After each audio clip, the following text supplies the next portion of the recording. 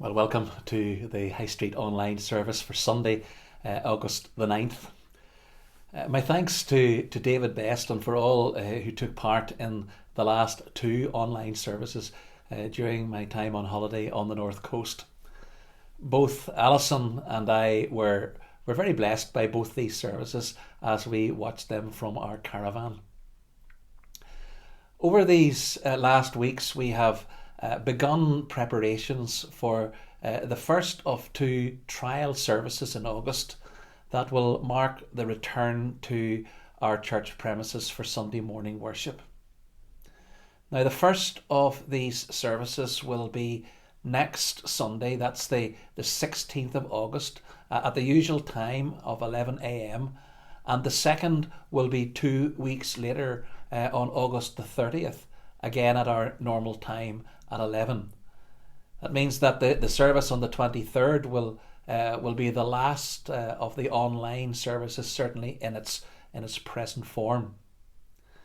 If all goes well with these trial services, the plan is that we resume Sunday service at 11 in the church weekly from September the 6th. And yet, when making all these plans, we realise that these are still very difficult times, and there is still so much uncertainty, and no doubt in the minds of many some apprehension concerning whether this virus will return with a new wave of infections, particularly as the lockdown measures continue to be relaxed.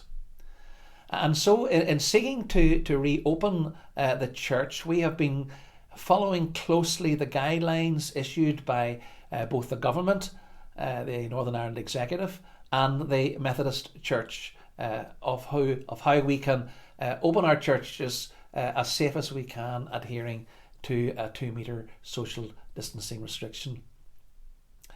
And so early next week, you will be receiving either by email or by post, if you don't have email, a letter outlining the preparations that we are making, and to give you just some idea of what to expect if you choose to come to church next Sunday.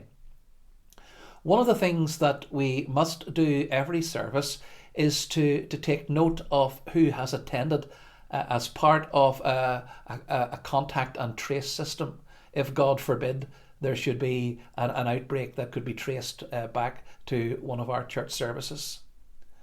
On the first Sunday you attend, you're asked to complete the contact details tear-off slip at the bottom of the form that is also included in the letter mailing, and to bring it to church on that first Sunday and leave it in a box provided. It means that once we have your details, you will not have to fill in this form at future services that you might attend. We'll just be able on those Sundays to simply record your attendance with a tick. There may be many of our members who do not feel the time is right to return to church, or indeed to any other public indoor setting. And I'm thinking here, of course, of people who have been shielding for the past 5 months. The thing is that you come whenever you feel you are ready. And if you feel that you can't come, well, that is totally fine with us. We're hoping that in the coming weeks, as the overall situation is unlikely to change too much, that we can be able to video record our services in the church so that they will be available to watch online. At this time when the future still seems uncertain, we need to constantly turn to the scriptures for our encouragement, for our comfort, and to give us hope. Psalm 23 and verse 4 says, "Even if I go through the deepest darkness, I will not be afraid. Lord, for you are with me. Your shepherd's rod and staff protect me." Psalm 34 and verse 4 says that I prayed to the Lord and he answered me, that he freed me from all my fears.